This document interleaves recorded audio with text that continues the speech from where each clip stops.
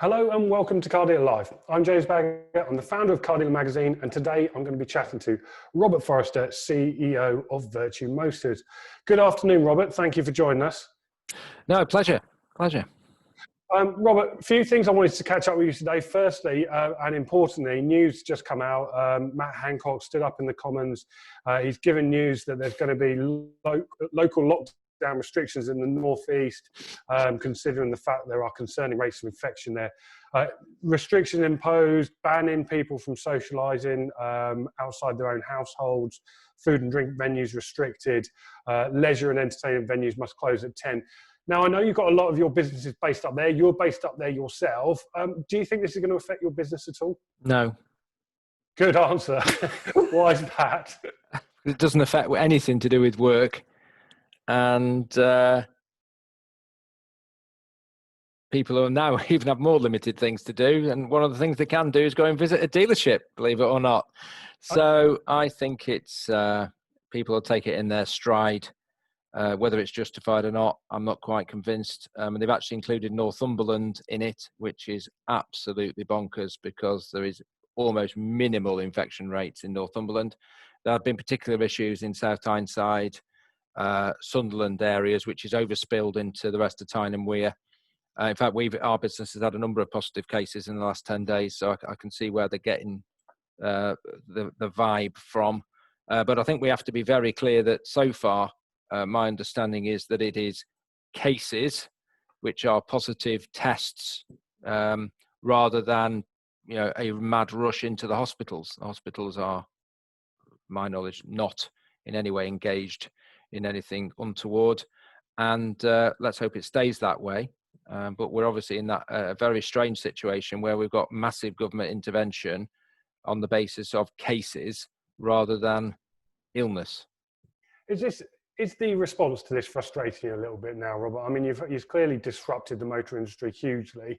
Do you think the way it's being handled now is not quite the right way? Well, it's difficult to answer that because I'm not sitting in Cobra and I don't have the benefit of Sage advising me. That's not to say I don't follow it quite closely. And being married to a doctor is helpful because she has a perspective on it, albeit she isn't currently practicing, but a lot of her friends are. I think we've got to balance risk, and I think as an entrepreneur and many people in the car business, we take risks every day, don't we? And the proof will be out, I think, in the next month, which is if we have a big surge in deaths, then we've clearly got to, as a society, manage that. But if we end up with severe societal lockdowns and no big increase in deaths, then I suggest we all apply for Swedish citizenship and follow the Swedes, who appear to have pulled off an absolute masterstroke so far in terms of managing the mortality rates without causing significant damage to the economy. And as you know, James, I've been out and about since the 18th of May. I'm travelling up and down the country. I've been in Glasgow and Kent and Essex, and yesterday ventured into central London for the first time, briefly. And there is some significant economic impacts on certain sectors. There's chunks of the sectors which aren't affected at all. I think cars are actually in a wonderfully beautiful spot, actually, on the grounds that they're an aspirational purchase for many, which people enjoy doing. People enjoy buying a car. They enjoy driving a new car. And it's one of the few things they can do. I think there's two sectors to be in at the moment: house improvements and cars. I'm writing a feature at the moment. I've put out some questions to a number of dealers, asking them just how well is September going. That I just was going through it just before coming on this call with you. Some of the responses I've received are incredible. Some people are up 30% on last year. Some people have already made their targets. Some people made their September targets before even starting September. How is September rolling out for you? Well, we're in a closed period, so I've got to be careful. But okay. I suspect that the new car market in true retail terms will be up. I think it all depends in terms of the headline SMMT numbers on the close at the end of September. And actually, I think that might show a slightly different picture. I expect there'll be less pre-registrations in the last 3 days than last year. supply in certain manufacturers is far more constrained than it has been. I think everybody's aware of that. There's some franchises which have still got good supply, but there's a number of that have got weak supply. So I actually think that'll help quarter four. I think I'm becoming more and more optimistic on quarter four. Having been a harbinger of doom for months, I'm now focusing on the fact that quarter four might be all right, actually. Relative. I mean, it's always hard work, but I'm becoming less concerned about quarter four. So I think after sales will clearly be strong, and it's going to be strong for the months and months. MOT lead times, service lead times generally very, very strong. Parts, interesting. I mean, body shops have been weak, and that's a big part of the trade parts market. We've obviously had the nationwide failure, which causes dislocation in the parts market, I think. Fleet is still a little bit weak in terms of true fleet, company car demand. I still think there's confusion over emissions and stuff like that, if I'm honest. But company car demand is a bit weak, but van demand is just beyond belief. And you have to be a genius to work that one out. We've been saying it for months. I mean, couriers are the thing, aren't they? I mean, everybody gets everything delivered. Robert, that's just one of the changes that we've seen off the back of lockdown, isn't it? Do you think that lockdown, in hindsight, has actually been quite kind to the car industry? A lot of people, did they spend that time at home saving money, researching their next new car, and we're now seeing the result? I'm not so far I use the word kind.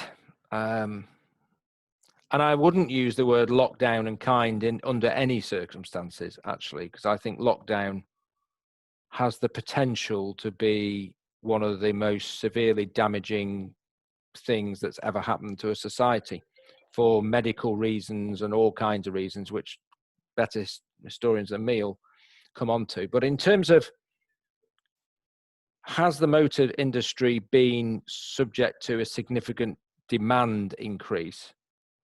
And in service, it's pent-up demand. There's no doubt. You can use the word service and pent-up demand. It is definitely pent-up demand. In sales, it is not pent-up demand. That is just not what is happening. We all sat at home. I don't know. I mean, my wife complains to me because every time I spend money, I didn't realize this the other night. Every time I spend money on my debit card, she gets a notification. That's dangerous. Now, this was news to me. We've got a joint bank account, but I didn't know it actually. So, and actually, she was getting fed up because I live on coffee in the morning. I have umpteen cups of coffee. So if I'm out and about, I'm into Starbucks and Costa and Cafe Nero and ping, ping, ping. Well, actually, I was saving 20 quid a week on not going to a coffee shop. I mean, it upset me because I like going to coffee shops, one of my major leisure activities. But we clearly all save money. Those that were lucky enough to have an earnings, and maybe the public sector were on 100%, the private sector were on less, but still couldn't spend money.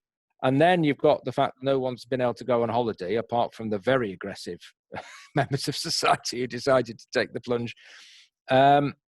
So people have saved a lot of money. I mean, a lot of money. If you look at the average holiday cost for a family of 4 and then gross it up, that is a big saving. Yeah. And people are reticent about going to restaurants and going to pubs, and habits have changed. And I think we have ended up in a bit of a sweet spot from a demand perspective, and it isn't pent-up demand at all. You've got the public transport thing as well. I still think, even I was travelling for the first few months in cars more than normal. I'm back onto aeroplanes and trains.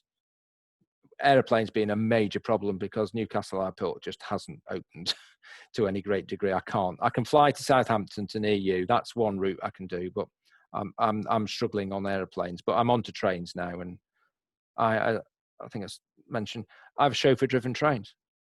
Yeah, and I've seen your Twitter feed. They seem so quiet still. They are absolutely crazy. I mean, there are literally more LNER staff on the trains up and down here than there are customers. And there's quite a lot of people traveling in the middle of the day. But actually, if I was on the 6:22 a.m. train to Glasgow one day this week, and literally there was nobody on this train. It was a ghost train. And that's the same up and down the country, and people are driving more. So do you think that's going to continue, Robert? Do you think? Do you think that demand will continue as we go forward? Well, it can't really, can it? Because I mean, there's a lot of people in the country. We've seen a very, very high demand period. I can't see it continuing forever. I mean, my view on life is you have highs and lows, and we've had a high, and ultimately will come a low, or certainly a more moderate period at some point. We don't know when that'll be. I was musing the other day about Christmas, and who knows where we're going to be by Christmas. And it depends on the death rate, doesn't it, actually? But what can people buy for Christmas? And I've just got this view that our Land Rover businesses and Mercedes businesses are going to be very busy. And maybe our other franchises are going to be busy because you can't go on holiday. That's for sure. No one is going to book a Christmas break, are they? And I can see quite good demand for Christmas presents. That would be certainly nice to see, wouldn't it? And I think the thing is that really rings true there is people just can't go out and spend money. No. I mean, I popped to a shopping centre the other day because I had to get my phone looked at. You know, in the past, I would have gone there, maybe looked around a couple of shops. I couldn't wait to get out. No. I really couldn't. It was just an unpleasant experience. So I think that kind of discretionary spending when people are out has just disappeared completely. You can't really browse online, can you, in the same way? You don't go on Amazon. No, I mean, I am subject to this lockdown. I'm actually having lunch with one of the partner from one of the major accounting firms tomorrow, and I'm going to try and argue it's work related. Well, it is work related, so I'm going to try and see if I can actually, under the rules, do it. And I've got somebody looking into that. But I think what a perfect time to buy a suit. I mean, there's hardly anybody wearing suits apart from in our business. I went to London yesterday, couldn't find anybody wearing a suit. So people selling suits must be in desperate trouble. So tomorrow afternoon at about 6 o'clock, I'm going into the centre of Newcastle, and I'm going to buy myself some new suits.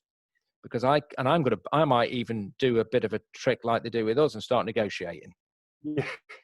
I'm fed up. Why am I the only industry in the world where people come in and think they can barter my prices down? So I'm going to do it in a suit shop tomorrow, and I'm going to say I will pay X for 2 of them and see what they say. Well, good luck for that. You have to let me know how to get on. Robert, just a couple of more questions just before you go. In your last set of results, you said that the Vertu was setting itself up for growth, looking on the acquisition trail. Has anything caught your eye? Is there any? I mean, I know that you can't give me any news on that front, but are you still looking for that growth? Oh yeah, no, I'm confident. And when it comes to that growth, are you going to do that by dealers, or is there certain brands that you're looking at buying? The way it works increasingly is in collaboration with manufacturers, actually.